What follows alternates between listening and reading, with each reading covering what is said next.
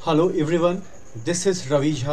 I am a criminal defence counsel in Allahabad high court और आप सबका स्वागत है आपके खुद के चैनल टारगेट फॉर आईक्यू में। आज मैं रवि झा आपके साथ SRA that is called specific relief act के कुछ महत्वपूर्ण बहुविकल्पीय प्रश्नों को लेकर आपके साथ चर्चा करूंगा और इस उम्मीद के साथ कि अमूमन इससे रिलेटेड सवाल आपके एग्ज़ाम में आपसे ज़रूर पूछे जा सकते हैं। तो आप इस पूरे के पूरे कंटेंट को सिर्फ याद करने के उद्देश्य से नहीं बल्कि इसको समझने के उद्देश्य से भी देखिएगा, क्योंकि वो उस महत्वपूर्ण प्रश्नों की एक लिस्ट है जो टारगेट फॉर आईक्यू की टीम के द्वारा तैयार किया गया है। और इन चीज़ों को ध्यान में रखते हुए कि देयर माइट बी पॉसिबिलिटी कि इससे संबंधित सवाल भी आपको आपके आगामी एग्जाम में देखने को मिल सकते हैं। वो ना सिर्फ मैं बिहार की बात कर रहा हूँ बल्कि अगर अदर स्टेट में भी SRA एज ए सब्जेक्ट के रूप में पूछा जा सकता है तो वहाँ पर भी इन प्रश्नों के पूछे जाने की संभावनाएं सबसे ज़्यादा आपको देखने को मिलेगी। अब यहाँ पे अगर मैं आपसे सबसे पहले सवाल की बात करता हूँ तो पहला सवाल आपका ये पूछा गया है कि under the specific relief act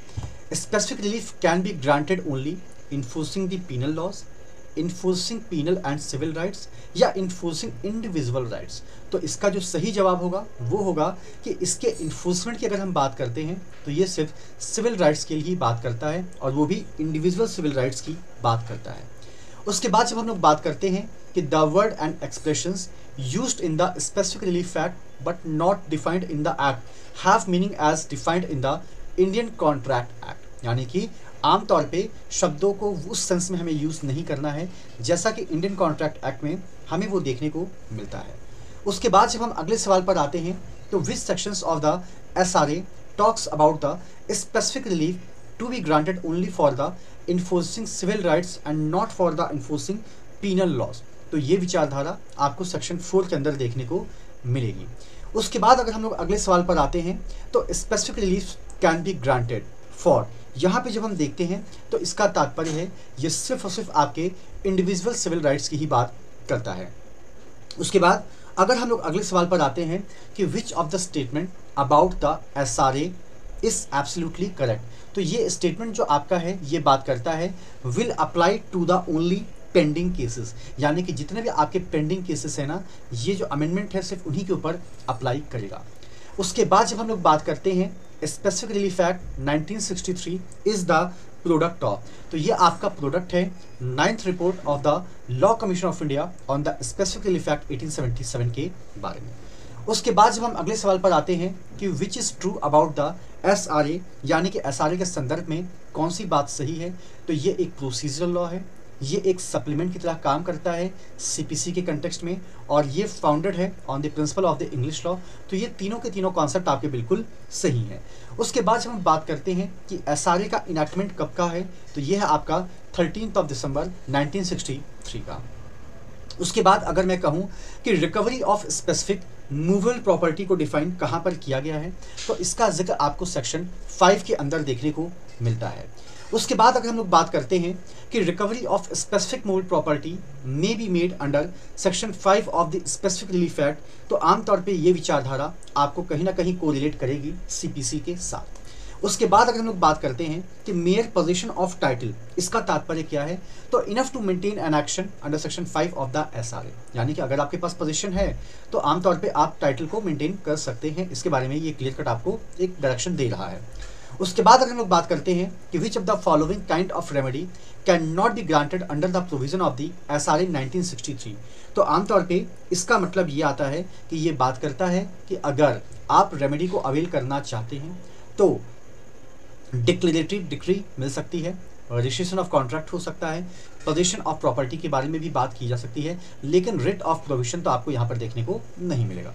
उसके बाद अगर हम लोग देखते हैं कि which of the following sections of the SRA deals with the recovery of specific movable property, तो आमतौर पे ये कॉन्सेप्ट आपको सेक्शन 7 के अंदर पूर्ण रूप से देखने को मिलेगा ही मिलेगा। उसके बाद थोड़ा सा आगे और बढ़ते हैं तो एन ऑर्डर और अ decree past in a suit presented under section 6 of the SRA, ये किस बारे में बात करता है, तो ये बात करता है नाइदर अपीलेबल और नॉर आपका रिव्यूएबल के बारे में। उसके बाद अगर हम लोग देखते हैं a suit under section 6 of the SRA can be filed, तो ये सूट जो आपका फाइल किया जाता है for the recovery of a position of the immovable property के संदर्भ में। उसके बाद अगर हम लोग देखें a defendant in a suit for recovery of position of a immovable property, तो आमतौर पर ये कहता है कि can not take the plea of lawful title and in the alternative the plea of adverse position as the to और antithetical to each other, यानी कि जब आप एक दूसरे के नैतिक रूप से विरुद्ध हैं तो आप वहाँ पर ये प्ली बिल्कुल भी नहीं ले सकते हैं, ये टेक्निकली रूप से गलत माना जाता है। उसके बाद अगर हम लोग बात करते हैं कि which sections of the SRA prohibits filing case against the government, तो आमतौर पे ये जो सेक्शन आपको देखने को मिलेगा, ये देखने को मिलता है सेक्शन 6 के बारे में। उसके बाद अगर हम लोग बात करते हैं कि the period of limitation for filing a suit for position under section 6 of the SRA, तो ये बात करता है आपका किस बारे में, 6 मंथ के टाइम पीरियड को लेते हुए। उसके बाद अगर हम लोग देखते हैं कि which of the following is incorrect with reference to section 6 of the specific relief act 1963, तो ये आपको देखने को मिलता है कि this section bars a person from suing to establish his title to the property के कंटेक्स्ट में। उसके बाद अगर हम लोग बात करते हैं कि under section 7 of the SRA a person entitled to the possession of a specific movable property may recover it in the manner provided by which legislation, तो आमतौर पे ये आपको देखने को मिलेगा the code of civil procedure के अंतर्गत। फिर अगर हम बात करें कि under section 7 of the specific relief act the recovery of the movable property can be made by, तो ये आपको देखने को मिलता है आमतौर पे सभी के कंटेक्स्ट में, चाहे हम बात करते हैं finder of the movable property, buyer of the movable property या bailee of the movable property के संदर्भ में। उसके बाद अगर हम लोग बात करें कि suit under section 8 of the SRA is not competent, तो यहाँ पर सवाल कॉम्पिटेंसी को लेकर किया गया है और ये कहता है against a person who is the owner of the article claim, यानी कि जो अगेंस्ट उस पर्सन जो उस आर्टिकल का ओनर है अपने आप को क्लेम करता है। ठीक है, उसके बाद फिर से एक सवाल आपका आता है सेक्शन 8 को लेके कि section 8 of the SRA can be invoked, तो इसका जो सही जवाब है वो बात करता है against a person who has position और कंट्रोल ओवर द आर्टिकल। उसके बाद एक यहाँ पर आपको प्रॉब्लम दी गई है कि the engagement diamond ring of N was stolen by T a thief who sold it to J a jeweller and filed a suit for recovery of a ring to pay the price of the ring whether the degree of recovery of a diamond ring can be refused on the ground that, तो आमतौर पे ये आपको देखने को मिलता है क्या degree recovery of diamond can be refused on the ground that, बिल्कुल भी नहीं। उसके बाद यहाँ पे जब हम लोग बात करते हैं सेक्शन 9 के बारे में, तो ये बात करता है कि सेक्शन 9 किस संदर्भ में आपसे बात करता है, तो ये बात करता है the defence which a person against whom the relief of a specific performance is claim may be pleaded. उसके बाद अगर हम लोग अगले सवाल को देखते हैं तो विच of the following contracts can not be specifically insured, यानी कि इनमें से कौन सा ऐसा कॉन्ट्रैक्ट है जिसको कि आप खास तौर से इम्प्लाई बिल्कुल भी नहीं कर सकते हैं, तो ये आपको देखने को मिलता है a contract which is in its nature determinable.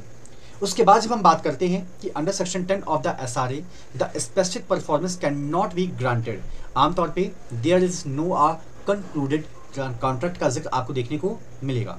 उसके बाद जब हम क्वेश्चन नंबर 28 को देखते हैं तो ये बात करता है कि under section 11 of the SRA a contract may be made bye a trustee in excess of his powers in the breach of a trust is, ये आपका क्या कहलाएगा, तो इसका तात्पर्य है कि आमतौर पे आप इसको इन्फोर्स नहीं करा सकते हैं।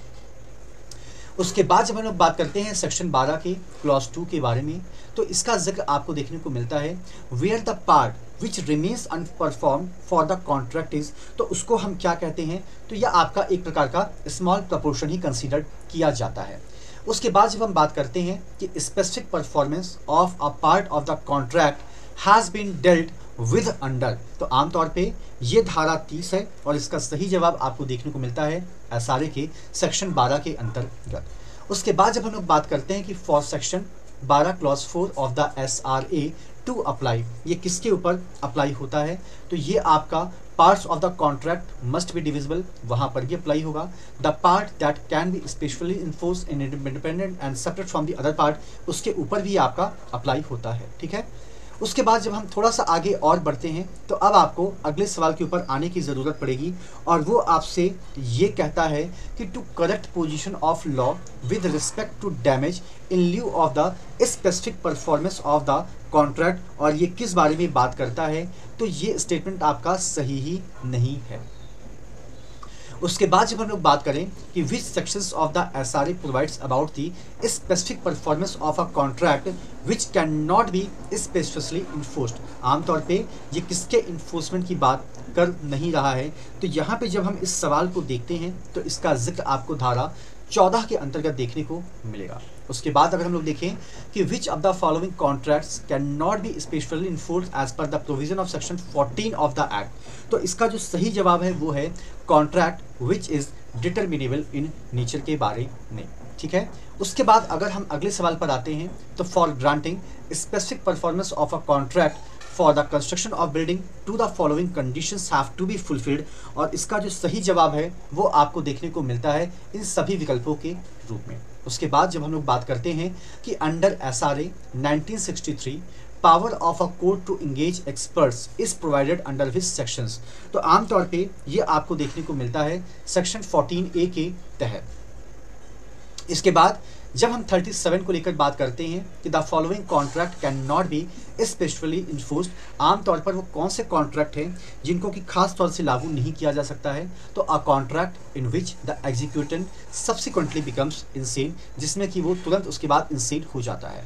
उसके बाद अगर हम एसआरए के सेक्शन 15 को लेकर बात करते हैं तो ये बात करता है पार्टी ऑफ द कॉन्ट्रैक्ट को लेकर, ये बात करता है रिप्रेजेंटेटिव इंटरेस्ट को लेकर, ये बात करता है प्रिंसिपल ऑफ द पार्टी को लेते हुए। उसके बाद अगर हम लोग बात करते हैं कि which of the following sections deals with the personal bars to the remedy of specific relief, तो इसका जिक्र आपको देखने को मिलता है धारा 16 के अंतर्गत। उसके बाद जब हम लोग बात करते हैं कि specific performance of a contract can not B enforced in favour of a person, आमतौर पे वो कौन सा पार्ट है जो इन्फोर्स नहीं किया जा सकता है, तो ये आपको देखने को मिलता है इन सभी विकल्पों के अंदर। उसके बाद जब हम बात करते हैं कि provision regarding the persons who may obtain the performance are specified in, ठीक है, तो ये विचारधारा आपकी बात करती है धारा 15 को ध्यान में रखते हुए। उसके बाद अगर हम लोग देखें कि which sections of the SRA the ready and willingness is necessary conditions for the specific performance of the contract, तो ये कॉन्सेप्ट आपको देखने को मिलेगा सेक्शन 16 के क्लॉज सी के अंतर्गत। उसके बाद जब हम लोग बात करते हैं the grant of decree of specific performance for the court is, तो इसका तात्पर्य ये होता है कि ये बात करता है डिस्क्रिप्शन को लेते हुए। उसके बाद यहाँ पे जब हम 44 की बात करते हैं तो इसका तात्पर्य ये है कि under section 20C of the SRA for disposal of a suit maximum period जो दिया गया है वो आपका दिया गया है लगभग 18 महीनों का। उसके बाद जब हम अगले सवाल पर आते हैं the court's power to award compensation, इसका जिक्र आपको देखने को कहाँ मिलेगा, तो ये बात करता है धारा 21 के अंतर्गत। तो ये आपके कुछ सवाल हैं आपके स्पेसिफिक रिलीफ एक्ट को ध्यान में रखते हुए जो कि आपके एग्जामिनेशन के पॉइंट ऑफ व्यू से महत्वपूर्ण हो सकते हैं। तो एक बार इन क्वेश्चंस को जाते जाते ज़रूर देख लीजिएगा, और जो भी आपके पास मटेरियल है या जो भी आपके पास सोर्स है उस सोर्स से भी एक बार क्वेश्चंस के आंसर को क्रॉस चेक या वेरीफाई ज़रूर कर लीजिएगा, क्योंकि देखिए हम लोग भी इंसान हैं, गलतियाँ हमसे भी हो सकती हैं, अनजाने में ही सही, क्योंकि जानबूझ के तो देखिए कोई भी व्यक्ति गलती नहीं करता है। तो thank you so much to all of you for all your love and support to the team of Target for IQ। Thank you so much, thanks all.